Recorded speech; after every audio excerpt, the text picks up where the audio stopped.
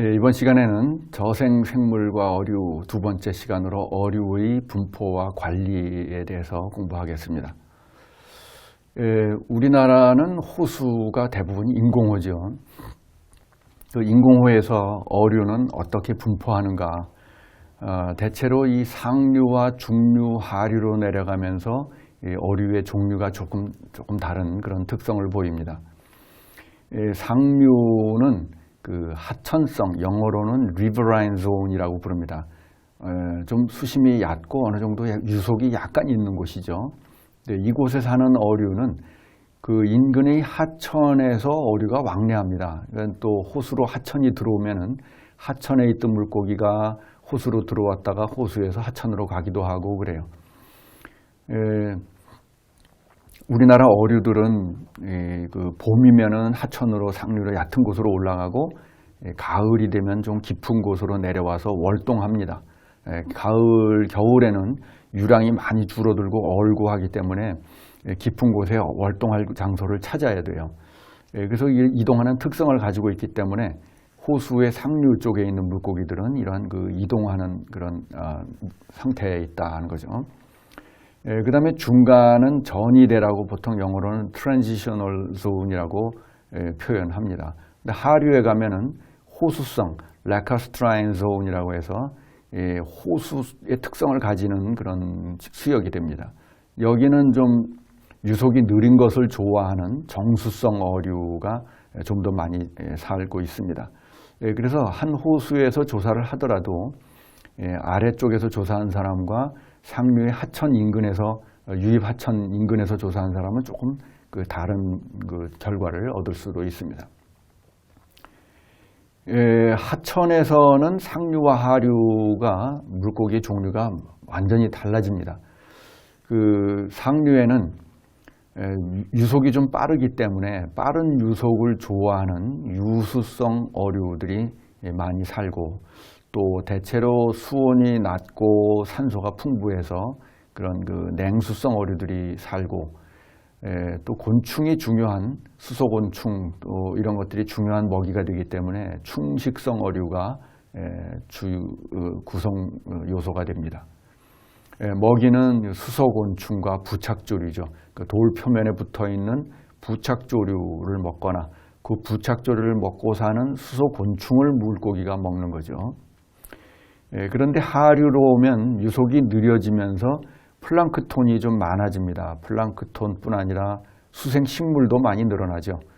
그래서 플랑크톤, 수생식물의 사체 뭐 이런 것들을 먹는 잡식성 어류들이 많이 늘어나고, 그런 어류들은 주로 그 유속이 느린 정수역을 좋아하는 정수성 어류입니다. 또 냉수어종보다는 잉어과의 온수어종들이 더 많은 비율을 차지합니다. 이렇게 해서 하천에서는 종적 구배, 상류에서 하류로 종적 구배에 따라서 서로 다른 어류들이 산다는 거예요. 또 하천에서는 그 미소 서식지가 굉장히 중요합니다. 같은 하천이라도 비소가 아니라 미소입니다. 미스프린트입니다. 미소 서식지의 종류에 따라서 다른 어류가 삽니다. 그 유속 조건을 보면은 하천을 보면 이렇게 유속이 빠른 곳이 있는가 하면은 이렇게 깊은 소가 있습니다. 또 모래밭도 있죠. 소가 있다가 또 유속이 일정하게 흐르다가 또 가파른 곳을 만나면 또 빠르게 흐르고, 그래서 영어로는 그 수심이 깊은 곳을 풀이라고 부르고 유속이 빠른 곳을 리플이라고 부르고, 그 다음에 유속이 어느 정도 균일하게 바닥도 평평하고 일정하게 흐르는 곳을 run이라고 합니다.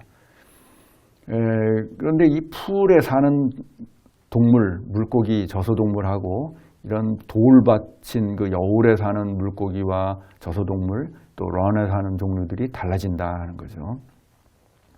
그래서 하천에서는 이런 그 미소 서식지가 다양해야 다양한 어류, 다양한 동물이 살 수 있습니다. 호수의 어류를 보면은 호수는 부영양화가 그 어류를 결정짓는 데 중요한 역할을 합니다. 얼마나 부영양화되어 있느냐. 우선 그 양을 보면은 부영양호에서 어류의 양이 많죠. 먹이가 많으니까 여러 가지로 플랑크톤도 많아지고 수생식물도 많아지고 그러면 그것을 먹고 사는 물고기도 많아지는 거죠. 그 다음에 다양성을 보면은 부영양호에서는 호수 심층의 저산소 상태가 잘 만들어집니다. 산소 부족이 잘 일어나니까 저산소의 내성이 강한 종이 부영양호에서 증가합니다. 그에 비해서 물벌레를 수소곤충을 먹고 사는 충식성 물고기는 줄어든다. 충식성은 줄어들고 플랑크톤 식성 어류가 증가하는 그런 변화를 보인다. 빈영양호, 중영양호에 사는 물고기를 보면은 피라미, 몰개, 쏘가리, 납자류 이런 종류들이 중요한 그 구성 원소가 되고, 부영양호가 되면은 붕어, 동작에 이런 게 좀 늘어납니다. 특히 블루길, 배스 이런 것도 늘어나고 살치 이런 게 늘어나고, 과영양호가 되면은 부영양호가 아주 심해진 거죠. 그러면 남는 물고기가 살치, 붕어, 잉어 이렇게 남습니다. 그래서 어떤 호수에 물고기를 조사했더니 붕어만 많더라. 붕어, 살치만 많이 있다. 그러면 거기는 굉장히 부영양호가 심하고 녹조 현상이 심한 경우다. 남조류는 독소도 많이 만들죠. 그래서 물고기가 데미지를 많이 입는데 살치, 붕어 이런 것들은 그 남조류 세포도 잘 먹고 살아요. 그런 거 보면 내성이 아주 강한 것으로 보입니다. 이렇게 해서 호수의 부영양화 정도가 물고기 종류를 결정짓는 데도 중요한 그 원인이 되는데, 그 이유는 이런 산소가 풍부한가 산소가 부족한가 이런 것하고 또 독성 남조류가 많이 사는가 아닌가가 이제 결정을 한다는 거죠. 이 어류의 종류하고 수질의 관계, 지금 수질에 따라서 어류가 결정된다고 설명을 했는데, 반대로 어류가 수질을 결정할 수 있다라고 생각을 하고 연구한 사례도 있습니다. 이것은 그 바이오 매니퓰레이션이라고 하는 개념인데, 어류 군집을 조절해서 수질을 개선하자 이런 시도를 한 것이죠. 그리고 이 메커니즘은 이렇게 됩니다. 육식성 어류를 집어넣어요. 많이 쓰는 게 베스, 월라이 이런 그 물고기를 잡아먹는 물고기들입니다. 처음에 미국에서 월라이라고 하는 그 육식성 어류를 사용했죠. 이게 이제 작은 물고기를 잡아먹어요. 그러면 작은 물고기는 이 플랑크톤, 동물 플랑크톤을 먹는 물고기들입니다. 우리나라로 치면은 피라미 정도 크기가 되는 거죠. 또 빙어가 전형적으로 그 동물 플랑크톤을 먹고 사는 종류입니다. 이런 것들이 줄어들면 동물 플랑크톤이 늘어난다. 동물 플랑크톤이 늘어나면 식물 플랑크톤이 줄어든다. 식물 플랑크톤이 줄어들면 유기물의 1차 생산력, 광합성이 줄어들어서 물속의 유기물 생산량이 줄어들고 BOD도 감소하고 물도 맑아지고 투명해지고 이런 효과를 가진다. 이렇게 해서 그 어류 군집 조절에 의해서 수질 개선을 하려는 연구들이 있었습니다. 개념을 그림으로 이제 미국에서 쓰는 그림 보면 이렇게 되는 거죠. 큰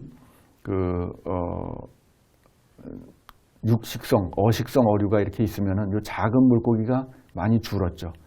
근데 이쪽은 작은 물고기가 많이 있습니다. 그러면 동물 플랑크톤, 특히 물벼룩이 이제 여기 그 크게 그림이 그려져 있는데, 물벼룩 종류, 지각류죠. 지각류는 좀 덩치가 큽니다. 그래서 물고기에게 잘 잡아먹힙니다. 중요한 먹이가 되는데, 이 지각류는 물을 여과하는 능력이 아주 높아요. 그래서 물속에 있는 식물 플랑크톤을 잘 잡아먹을 수 있다. 그래서 물벼룩이 많아지니까 식물 플랑크톤이 줄어드는데, 여기서는 물벼룩은 줄어들고, 여기 보면 작은 동물 플랑크톤이 있죠. 이게 윤축류입니다. 윤축류는 크기가 100마이크론 이하여서 물고기가 잘 못 먹어요. 작아서. 물벼룩 같이 좀 큰 것을 더 좋아합니다. 그래서 이 물벼룩이 줄어드니까 물벼룩이 가진 그 탁월한 여과 능력 이게 감소한 거죠. 그래서 식물 플랑크톤이 많아진다. 그래서 부영양화돼 가지고 이런 그 육식 어류, 어식성 어류가 줄어들면 그 식물 플랑크톤이 그 늘어나는 그런 효과가 나타날 수 있다. 이런 개념입니다. 이것을 트로픽 카스케이드라고 하는데, 카스케이드는 폭포란 뜻이죠. 먹이 연쇄가 위쪽에서 아래쪽으로 영향을 준다. 즉, 그 먹이 연쇄의 개념으로 보면은 탑다운 컨트롤입니다. 바텀업 컨트롤이 아니라 탑다운 컨트롤. 탑다운 컨트롤이 아주 더 강하게 나타나도록 인위적으로 조절을 하는 거죠. 그게 생물 조절, 바이오 매니플레이션이라는 겁니다. 이 탑다운 컨트롤을 조절해서 효과를 얻는다 하는 거죠. 어류를 이용한 수질 개선 방법은 지금 그 설명한 어식성 어류를 이용하는 것이 처음에 시도된 방법이었어요. 그런데 그게 꼭 반드시 효과가 있는 것은 아닙니다. 먹이 연쇄가 복잡하다 보니까 효과가 없는 경우도 상당히 많고 그래요. 그러다가 중국에서 파이토플랭크톤을 먹는 물고기를 방류하면은 직접 물고기가 식물 플랑크톤을 먹으니까 식물 플랑크톤의 양을 줄일 수 있다. 특히 그 남조류의 마이크로시스티스 같은 건 아주 큰 콜로니를 만들죠. 그런 큰 콜로니를 먹을 수 있다면은 아주 그 물을 개선하는 데 도움이 될 것이다. 이렇게 해서 시도한 것이 이 실버 카프라고 하는 백연이라고 하는 물고기입니다. 이 백연이라고 하는 물고기는 잉어의 한 종류인데 중국 이름이 한자로 백연입니다. 그래서 우리나라에서는 여기다가 어가 붙어가지고 백연어라고 붙여서 연어의 한 종류로 착각하는 경우가 있는데 연어 종류가 아니라 잉어 종류입니다. 영어로는 silver carp예요. 잉어다 이런 표현이죠. 몸이 아주 은색으로 그 반짝거리고 밝은 색을 띠기 때문에 silver carp라는 그 이름을 붙인 거죠. 그래서 이 종류를 풀어 놓으면은 이 식물 플랑크톤을 잘 잡아먹어서 남조류 블룸이 일어나는 곳에다 이걸 많이 풀었더니 남조류가 줄어들었다. 녹조 현상이 줄어들었다. 이런 보고를 중국에서 해서 이제 많은 그 연구를 했습니다. 그런데 이 실버 카프는 지금 미국에 어떻게 도입이 돼가지고 미국에 과잉 번식해서 미국 그 미시시피 강의 생태계를 파괴시키는 아주 주범으로 지금 인식이 되고 있습니다. 그 외에 우리나라에 사는 물고기 중에 붕어, 살치는 이 남조류가 많이 사는 곳에서도 아주 내성을 가지고 잘 번성한 그런 물고기예요. 그래서 아직 정확한 메커니즘은 모르지만 이 남조류의 독소를 잘 해독할 수 있는 그런 저항력이 있는 내성이 있는 종류가 아닌가 이렇게 생각을 하고, 또 길레이커도 상당히 좁아요. 그래서 이 붕어와 살치는 물속의 남조류 세포도 잘 먹을 수가 있습니다. 살치 같은 거 보면 내장에서 남조류 세포가 많이 발견이 되고 그럽니다. 그 다음에 잉어를 제거하는 방법, 이것도 이제 미국에서 연구한 것인데, 이 잉어가 호수 바닥에 뻘에 있는 유기물을 먹습니다. 그러니까 바닥에 있는 수생식물의 사체 또는 뻘 속에 있는 그 실지렁이 또는 뭐 깔따구의 유생 이런 것들을 막 그 헤쳐서 먹는 거죠. 그러다 보니까 호수 바닥에 뻘을 자꾸 파내요. 흙을 파내서 거기에 있는 먹이를 먹고 흙은 이제 아가미 사이로 내보내고 이 밖으로 다시 뱉어내기도 하고 이러면서 먹이를 먹기 때문에 바닥을 계속 교란시킵니다. 그러니까 물이 맑아지질 않는 거죠. 거기다가 세디멘트에 일단 한번 퇴적된 인이 다시 재부유됩니다. 세디멘트를 다시 자꾸 재부유시켜서 인도 많이 용출시키고 물도 혼탁해지고, 잉어가 많은 물은 그래서 맑아지질 않아요. 계속 바닥을 팝니다. 근데 이 잉어가 미국의 한 18세기, 19세기 때 그 식량으로 쓸까 해서 이 유럽에서 이제 도입을 한 거죠. 그런데 별로 뭐 맛이 없다고 생각을 해서 이제 먹지는 않는데 이게 이제 퍼져나간 거예요. 야생으로 퍼져나가서 잉어가 굉장히 많이 번성해가지고 지금 그 많은 지역에서는 유해 외래 어종으로 미국에서 지정이 되어 있습니다. 그래서 미국 북부의 뭐 위스콘신, 미네소타 이런 호수 생태계가 비교적 좋은 곳, 이런 곳에서는 이 생태계를 잘 유지하기 위해서 잉어를 잡은 다음에는 그것을 재방류를 못하게 돼 있어요. 반드시 잉어가 혹시 잡히면은 밖에 끄집어내서 죽여야 됩니다. 죽여서 쓰레기통에 버리거나 뭐 이런 어떤 살아있는 채로 재방류하는 것은 법으로 금지하고 있습니다. 우리나라에서는 반대로 미국에서 보호받는 베스가 유해 외래 어종으로 재방류가 법으로 금지되어 있는 종류죠. 그래서 그 잉어를 잡아서 다 없애버렸더니 물이 맑아지더라, 이런 연구들이 많이 있습니다. 그래서 잉어를 없애기 위해서 여러 가지 방법을 씁니다. 물리화학적 방법, 생물화학적 방법 뭐 등등 이 방법을 사용하는데 뭐 그렇게 완전히 박멸시킨 곳은 없어요. 좀 줄일 수는 있죠. 지금 미국에 있는 잉어를 보면은 우리나라에는 잉어가 두 종류입니다. 그 붕어도 영어로는 크루시안 카프라고 해서 잉어의 한 종류로 들어가요. 그래서 붕어와 잉어 두 종류인데 요즘은 이제 그 일본에서 그 붕어 종류가 떡붕어라고 하는 붕어 종류가 하나 더 들어와 가지고 이제 세 종류가 됐는데 미국에는 잉어 종류가 한 8종류, 여러 종류 됩니다. 그것을 통틀어서 통칭해서 이제 에이시안 카프라고 하는데 이것을 박멸하기 위해서 많은 그 노력을 하고 있죠.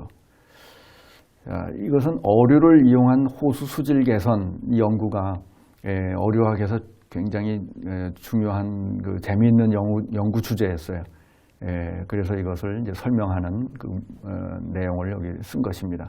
처음에 시작한 것이 미국 위스콘신 주의 그 위스콘신 대학에 있는 교수들이 이제 시작을 한 것이다.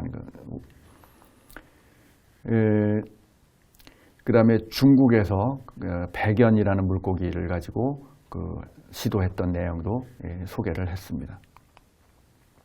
우리나라에서는 남조류를 잘 먹는 물고기가 살치와 치리는 거의 유사한 종류예요. 같은 종류라고 하는 사람도 있고 다른 종이라고 하기도 하고 붕어 이런 것들이 잘 먹는다 하는 거죠. 그 외에 그 민물 담치, 그 까만색의 홍합과 유사하게 생긴 담치가 호수에 많이 삽니다. 큰 것들은 뭐 크기가 한 20cm의 크기 정도에 되는 것도 있고 이런 종류도 이것도 식물 플랑크톤을 잘 먹을 수가 있어요. 그래서 이걸 가지고 뭐 수질 개선을 하자 이런 연구도 했었는데 그렇게 실용화되지는 못하고 있습니다. 이 어류에 있어서 지금 그 어류학에서 제일 문제가 되는 게 뭐냐면 외래 어종입니다. 영어로는 invading species라고 불러요. invade는 침입했다는 뜻이죠. 그러니까 우리는 외래 어종이라고 하는데 이건 이제 침입종이다 이런 표현을 영어에서 씁니다. 침입종. 우리나라에 있는 그 외래 어종은 종류가 많아요. 한 20여 종 정도 되는데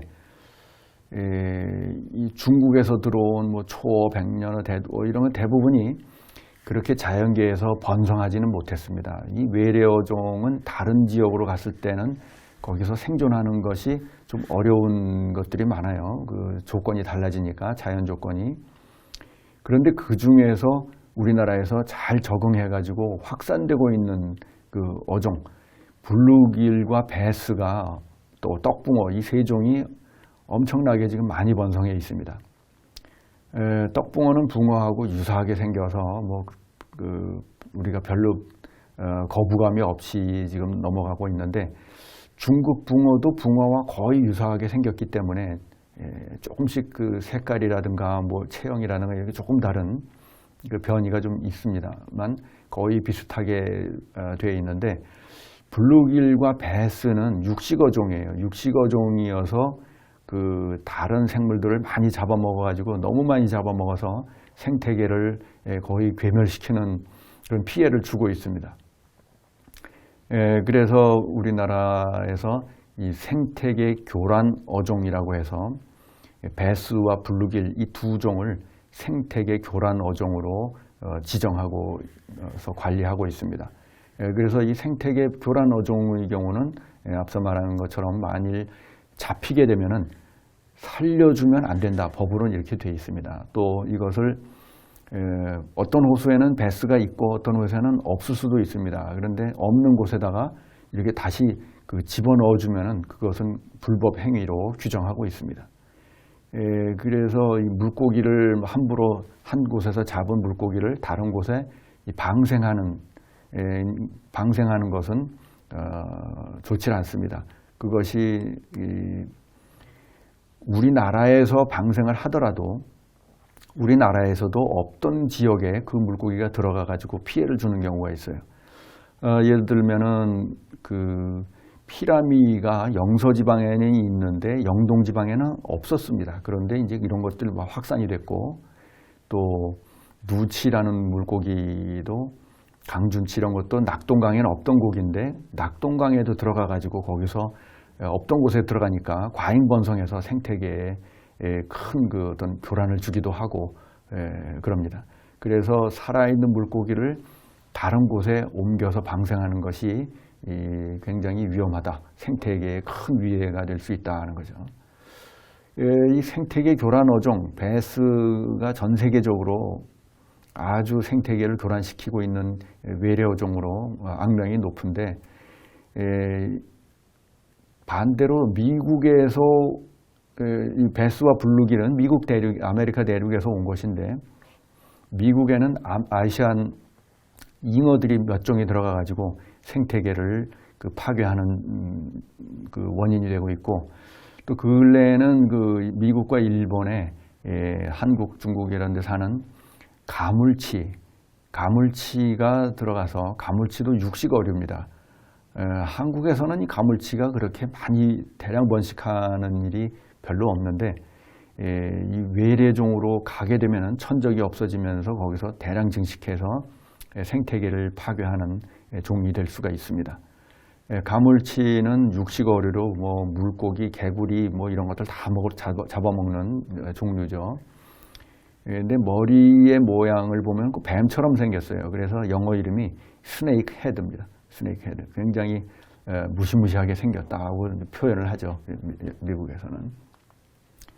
우리나라 유해 외래 어종 두 종류를 사진을 보여주려고 합니다. 이것은 배스라고 하는 종류인데, 이 다른 물고기를 잡아먹는 포식 능력이 굉장히 뛰어나요. 아주 혼탁한 곳에서도 우리나라의 쏘가리 같은 것들은 그 육안으로 먹이를 확인하고 잡아먹는 그런 종류들이 많아요. 맑은 물에 적응이 되어 있기 때문에. 그런데 이 배스는 혼탁한 데서도 먹이를 잘 잡아먹을 수 있고, 맑은 데서도 잘 잡아먹고, 거기다가 물고기만 먹는 게 아니라 뭐 곤충이라든가 다른 포유류, 쥐 이런 것까지, 뱀까지도 다 먹을 수 있는, 어떤 종류든지 다 먹는 그런 포식력을 가지고 있습니다. 크기도 큰 것들은 한 50cm 이상 크기 때문에 입을 벌리면 아주 큰 생물도 다 먹을 수가 있습니다. 그래서 우리나라 물고기들을, 토종 어류를 거의 다 잡아먹어버리는 사례들이 종종 나타납니다. 물고기가 어떤 호수는 가서 조사를 해보면 거의 배스만 나오는 거죠. 다른 어류는 없고. 그러면은 그 먹이가 되는 토종 어류가 줄어들면은 배수도 줄어들지 않을까 이렇게 생각을 했는데 그러질 않아요. 그럼 뭐냐면 자기 동족끼리도 잡아먹어요.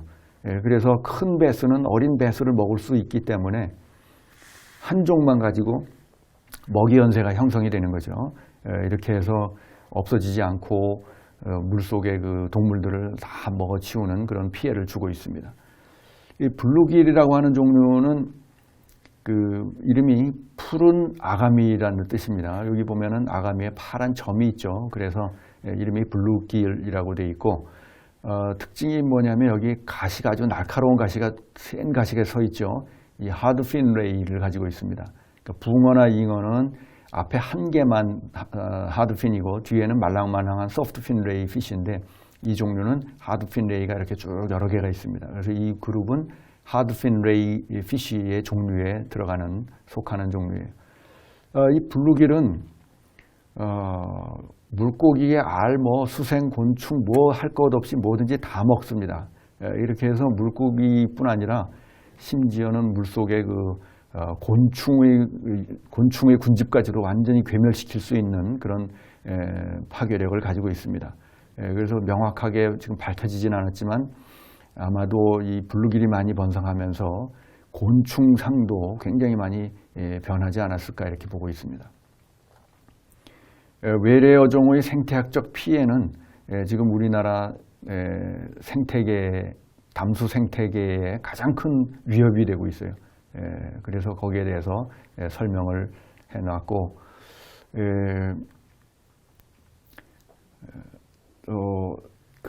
새로운 종이 들어오는 것이 외국에서 들어오는 것만 문제가 되는 게 아니라 원래 없던 지역, 예를 들어서 한강에만 있던 어류가 낙동강으로 가는 것도 이것도 침입종이다. 이것도 그 생태계 교란 행위다라고 하는 것을 여기서 설명을 해두었습니다. 그 다음에 또 근래 또 재미있는 외래종이 있는데 틸라피아라고 하는 아열대 지방에 사는 물고기예요. 우리말로는 역돔이라고 이름을 한국에서 붙였습니다. 왜냐하면 모양이 도미하고 비슷하게 생겼죠. 그래서 역돔이라는 이름을 붙였는데 원래 이름은 틸라피아입니다. 그런데 그 열대 어종이기 때문에 수온이 높은 곳에 살고 겨울에는 적응하지 못한다고 생각을 했어요. 그래서 지금 우리나라에서 식용으로 많이 양식하고 그러고 있는데 이것이 근래 우리나라 하천에서 적응해가지고 생식이 가능하다. 산란해서 어린 치어들이 번식하는 것까지 가능하다는 거죠. 이 사진을 보면 큰 것부터 어린 개체까지 늘어놓고 어류학자가 찍은 사진입니다. 이거 왜 이렇게 했느냐 하면 큰 것만 있는 게 아니라 새끼까지 있다. 그 얘기는 여기서 자연 생식, 번식이 가능하다는 것을 보여주는 증거다 하는 거죠. 이 뻘에 있는 하천, 삽교천, 지미천 이런데 뻘에 보면은 이런 웅덩이가 생기는데 이게 이제 알을 낳기 위해서 알자리를 만든 것입니다. 이래서 과거에는 열대 어종이라서 다 죽을 거라고 생각하고 살아있는 물고기를 막 도입했는데 근래에는 하수 처리장이 만들어지고 하수 처리장에선 연중 어느 정도 따뜻한 물이 나옵니다. 또 발전소나 이런 것들이 온배수가 나오는 곳도 있어요. 이런 곳에서 특히 하수 처리장 밑에서 이런 열대 생물들이 지금 생존하고 있다는 거죠.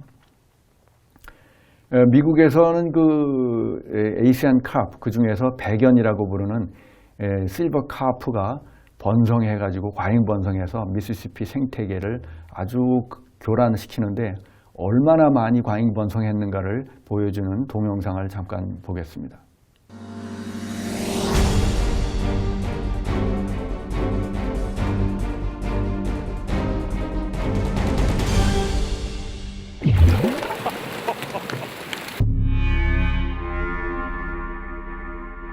This is what happens when a particular population of fish in the Illinois River is startled. Yeah, right around back, behind the boat. Wow. Watch out. They're everywhere. These are silver carp, the most notorious of the Asian carp family. Many believe the Illinois River has the densest population of silver carp in the nation. That's kind of ground zero on this invasion. Asian carp were introduced to the United States in the 1970s to control algae in catfish farms in the South. In the 1980s, floodwaters allowed the carp to escape and infest the Mississippi River basin. When it comes to the river systems, if it's connected, if it's got a direct connection to the Mississippi or the Illinois River, it's going to have these fish in it. Asian carp not only disrupt the food chain, push out native fish, are a nuisance to boaters, but they are also extremely dangerous. Yeah, this is about an average size silver carp.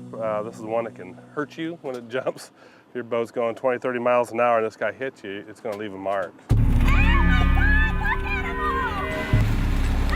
It was a flying silver carp that broke this woman's jaw as she participated in a sport created for the sole purpose of hunting this nuisance fish.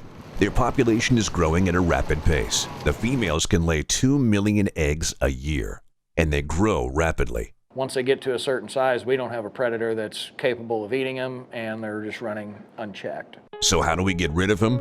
Some say if you can't beat them, eat them. They believe that creating an appetite for silver carp will hold their population in check. The vision about all this is to literally educate our people how to eat this fish. But getting Americans to eat silver carp has been challenging. People in this country just don't seem to want to pick around the bones. The biggest problem with these fish are that the fillets are filled with bones. Now there is concern that Asian carp have a path out of the rivers and into the Great Lakes through the Chicago Sanitary and Ship Canal. So a multi-million-dollar electronic barrier has been constructed to potentially stop the migration. With the barriers in place, we are effectively plugging the biggest hole for the movement of these fish. It would be very difficult for fish to just swim right through this waterway behind us. But not everyone is convinced. So cleaning, training, and drying boats every time they come out of the water can prevent the tiny microscopic creatures who lurk there from ending up in lakes and rivers where they shouldn't call home. It's the best defense we have against the ever-growing world of the silent invaders. 그 외래 어종 중에서 잉어에 의한 저질 교란 또 수질 악화가 심하기 때문에 미국에서 많은 잉어를 제거하기 위한 노력을 했다고 하는 것을 소개를 드리고요. 잉어를 없애는 방법으로 뭐 여러 가지 방법들이 있는데 미국에서 쓴 방법들 보면은 그물을 치는 방법도 있고 또 미시시피 강이 그 운하로 해서 오대호까지 연결이 되어 있습니다. 그래서 이 오대호로 들어가지 않게 하려고 그 사이에다가 여러 가지 뭐 전기 장벽을 치자, 전기 충격을 주어서 물고기가 못 지나가게 하는 그런 차단 장벽을 만든다든지 등등 여러 가지 방법을 썼는데 지금 일부 학자들은 뭐 이미 다 퍼진 거 아닌가, 이거 막는 것이 효과가 없을 것 같다는 그런 우려들을 하고 있습니다. 심한 경우에는 화학적으로 물고기를 완전히 전멸시키고 새로 물고기를 이식하는 그런 경우도 있습니다. 그때 쓰는 방법이 로테논이라고 하는 물질인데, 로테논은 그 열대 식물에서 나오는 독성 물질입니다. 그런데 이 독성 물질은 물에다가 풀어 놓으면은 이 물고기가 기절해요. 물고기가 기절했다가 심하면 죽을 수가 있는데 적절하게 하면 기절했다가 이제 다시 깨어날 수가 있습니다. 그래서 과거에 그 열대지방에서는 물고기를 잡는 방법으로 이것을 사용했어요. 어업의 방법으로 사용했었고, 그런데 사람이나 이런 포유동물에는 별로 피해가 없기 때문에 좋은 물고기를 잡는 그런 방법이었던 거죠. 그 후에 어류학을 연구하는 사람들이 이 로테논을 어류학의 연구 도구로 씁니다. 예를 들면은 물고기에서 무슨 혈액을 채취한다든가 알을 채취한다든가 이럴 때 물고기가 살아 있으면은 굉장히 상처를 받기가 쉽고 스트레스를 많이 받으니까 마취를 시키는 거죠. 로테논 가지고 마취를 시킨 다음에 여러 가지 그 치료를 한다거나 또는 뭐 배를 갈라내고 알을 빼낸 다음에 다시 꿰매는 수술을 한다든가 이렇게 해서 다시 살려주고 뭐 이런 도구로 사용했습니다. 마취 도구로. 그런데 이걸 가지고 호수나 어떤 하천 구간에다가 외래 어종이 사는 데다가 풀어서 전부 마취를 시키는 거죠. 그런 다음에 외래 어종은 다 잡아내는 그런 방법을 극단적으로 쓰기도 합니다. 오늘은 물고기의 분포 또 여러 가지 그 문제가 되는 물고기의 관리에 대해서 소개했습니다.